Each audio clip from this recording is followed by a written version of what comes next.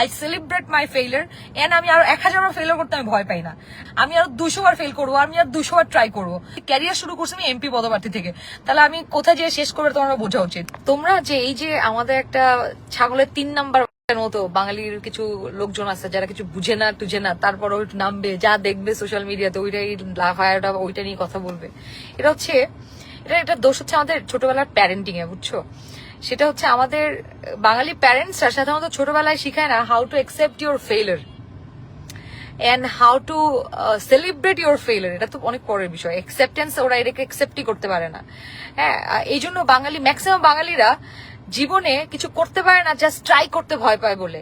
কারণ ওরা ওই ফেইলারকে ভয় পায় যে আল্লাহ যদি ফেল করি, এই জন্য ট্রাই করে না, কিছু করতেও পারে না, শুধু সমালোচনা করে। এছাড়া বাঙালিরা কোনো কাজে ম্যাক্সিমাম বাঙালির, হ্যাঁ, কারণ হচ্ছে ছোটবেলায় প্যারেন্টিং করে শিখাইছে কেমনে, মানে ওরা ফেইলারটা অ্যাকসেপ্ট করতে পারে না। বাট আমার ক্ষেত্রে কিন্তু কোনো সমস্যা নাই। I celebrate my failure and আমি আরো 1000 বার ফেইলিয়ার করতে আমি ভয় পাই না। আমার পা থেকে মাথা পর্যন্ত সাহস। আই টোল্ড ইউ গাইজ, আমি আরো 200 বার ফেল করবো, আমি আর 200 বার ট্রাই করবো।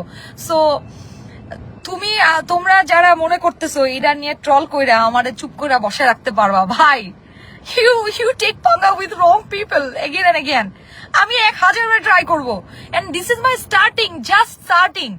আমি আমার ক্যারিয়ার শুরু করছি, তুমি বুঝো বিষয়টা। একটা আমার রাজনৈতিক ক্যারিয়ার শুরু করছি আমি এমপি পদপ্রার্থী থেকে, তাহলে আমি কোথায় যেয়ে শেষ করবে তোমরা বোঝা উচিত, বুঝছো? এটা তো আমার শুরু মাত্র। আর এটা স্বাভাবিক, দেখো তুমি একটা লজিক মিলাও। এবং এটা it's just starting of my life. আমি একটা ছোট মানুষ, মাত্র শুরু করলাম ক্যারিয়ার। আমি যখন চুলটা পাকবে আমার, ধরো আমি ঠিক করে কথা বলতে পারবো না, তখন যাবো সংসদে, সমস্যা কি? Just starting. ক্যারিয়ার কি 1-2 দিনের খেলা? মানে রাজনীতি তো আসলে 1-2 দিনের কোনো একটা গেম না, কিংবা 1-2 দিনের একটা প্রসেস না। ইটস লাইক এটা অনেক লেন্দি প্রসেস। আমার যা শুরু হইলো, so let me do it in my way. তোমরা আমার নিয়ে এত চিন্তা করো না ভাই, এত কষ্ট পাও না। I will do it in my way. হ্যাঁ, আমি আমার ফেইলিয়ারকে অ্যাকসেপ্ট করতে জানি, সেলিব্রেট করতে জানি, এবং আমি ফেইলিয়ারে ভয় পাই না। আমি আরো অনেকবার ফেইলিয়ার হইতে চাই। মানে পাগলের সুখ মনে মনে। ইকবাল হোসেন, হায় রে বলদ, এই বলদ যেটা লিখছে, মানে আমার হয়ে তুই কেন চা খাইতেছিস রে বলদ?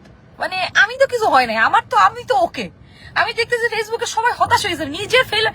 এরা এতই হতাশ যে নিজের ফেইলিয়ারটা অ্যাকসেপ্ট করতে পারে না, আমার ফেইলিয়ারটাও অ্যাকসেপ্ট করতে পারতেছে না।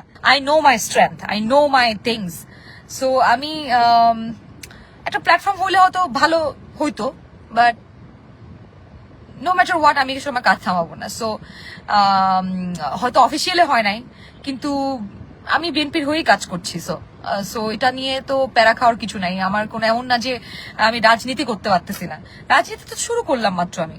এনিওয়েজ, আসলে আমি টু বি অনেস্ট, আমি দলের যে সিদ্ধান্ত সেটাকে আমি সম্মান করি, আমি বিশ্বাস করি ডেফিনেটলি তারা ওই নেতাকর্মীদেরকেই সম্মান করেছে যারা আসলে অনেকদিন ধরে কাজ করে আসছেন।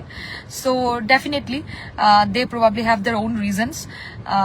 আর আমাকে কিন্তু দল থেকে অনেক ভালোবাসা দেওয়া হয়েছে, অনেক সমর্থন দেওয়া হয়েছে। নেতাকর্মী আমাকে যেভাবে অ্যাকসেপ্ট করেছে, আমার জন্য এটা একটা বড় পাওয়া।